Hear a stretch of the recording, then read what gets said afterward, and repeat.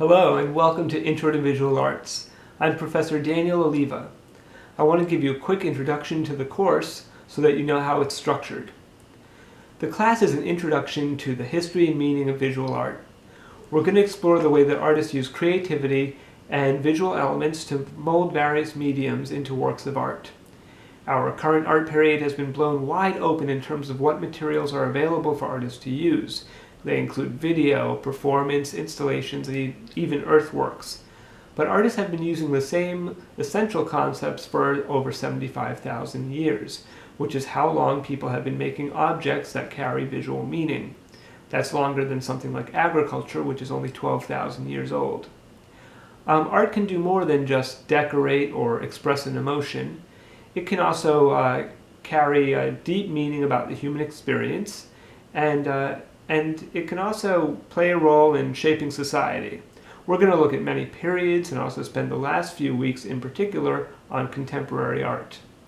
The course is set up to answer two fundamental questions. What are the different forms of art? And how can we explore what art really means to us personally? The course is entirely on Angel, and it's asynchronous, which means that we'll be talking at different times. We won't ever be together in the same place at the same time. It adheres closely to the textbook, which is Preble's Art Forms. You're going to have to get the textbook right away, though I have put the first 4 chapters of the textbook on Angel for your benefit. So I want to let you know that the one time that we might meet up is when I set up an optional field trip to the Philadelphia Museum of Art. That'll be a time that we can meet at the museum and walk through there together and look at artworks together. But this is also important to know. You are required to go to the museum at some point throughout the semester, and this is connected to an assignment. So you can go either when we meet up or at some other point in the semester of your own choosing. By signing up for an online course, I expect you to have a reliable internet connection and also have Microsoft Word. The structure of the course is laid out in the course calendar, which you can find in the Course Files folder under the Lessons tab. You can also review the Guide to the Weekly Lesson folder in the Course Files folder. These will help orient you to the expectations of the course. You can also review the course rubric, which shows you how I do all the grading, and the academic integrity policy, which I'll get to more later. Each week, you'll watch a presentation presented by me. You'll go to the voice thread and respond to prompts. You'll do a weekly quiz based on textbook reading and the presentation, and you'll also write a short reflection paper. You'll also do the discussion forum. All of these things take a little bit of time, but if you follow them step by step throughout the week, you'll find that they won't build up, and you'll get to take care of all of them. So I do recommend sticking with the given schedule. The course load is actually similar to a classroom course, but it is geared to this specific week, and we'll just take it 1 week at a time from 1 to 15. So you'll submit everything by the Sunday of each week. You'll post, for example, to the discussion forum on Wednesday, and then by Sunday you'll respond to 2 other posts in order to get full credit for that week's discussion forum. The quizzes are all done on Thursday and Friday of each week. All the deadlines are clearly listed, and I cannot accept late work. If an unexpected emergency comes up, contact me before the deadline, and I may be able to make an exception and give you an extension. But if you contact me after the deadline, there won't be anything that I can do. If you have any technical problems with Angel, please contact both Angel Support and me. Keep me abreast of whatever's going on. I can't help you with technical problems with Angel, but I do want to make sure that if there's something wrong with the settings, I can help you, and again, I can give you an extension if there's a problem.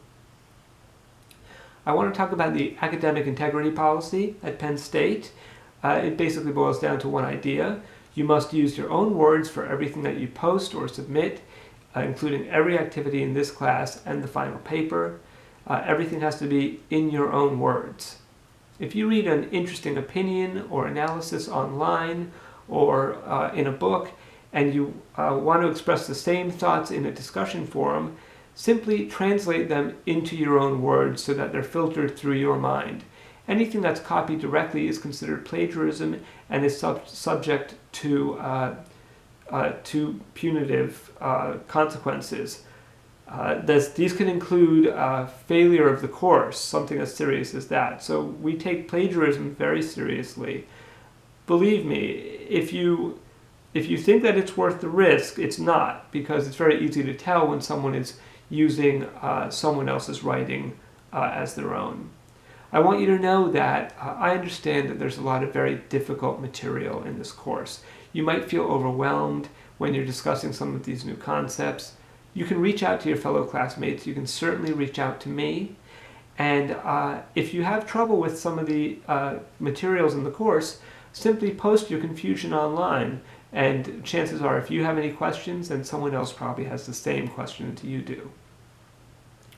So as far as contacting me, you can always send me an email. I usually get back to students within a few hours. If you contact me after the end of the workday, on a weeknight, or a weekend, I will get back to you the following weekday. There will be 5 art assignments throughout the semester. They're very simple. They might involve drawing, digital photography, collage, but in a very simple way. I don't judge anyone based on any previous talent or skill. The only person who I assume to know anything about art in this class is me. And what I will be assessing you on is whether or not you're dealing with that week's concepts. So don't be nervous about the art assignments. Ideally, I would like you to have fun doing them. I'm going to show you lots of images throughout the semester. They are essential to discussing the history and the contemporary art world. You may be shocked or frustrated by what some people consider art. You may not consider some of these things to be art at all. This is a normal reaction, and I hope that we can generate discussions around many types of art. Some work has nudity or violence, and it can be disturbing to look at or to think about. But I want you to know that all of the work that I show in the class is important to discussing the history and meaning of art. And after all, I think that art just reflects the highs and lows of the human experience. I think that as you look at works, and some of them you may not connect with at all, you may find them to be very frustrating, it's my belief, and I've seen this happen, that when students have an open mind and deal with work and really think about it, especially work that frustrates them, what they find is that these particular works turn out to be the biggest tools for them to learn deeply about art. So I encourage you to keep an open mind and keep the discussion going from week to week. Finally, I am looking forward to hearing your thoughts and reading what you have to say each week. You'll be hearing a lot of my voice in the presentations. I'll be chiming into discussion forums and voice threads, but it'll be most interesting to have a discussion with each of you, and I look forward to seeing your reactions. I hope that you enjoy the course. I hope you enjoy learning a lot about art and different artists, and I'm looking forward to the class. I hope you are as well. Thank you very much.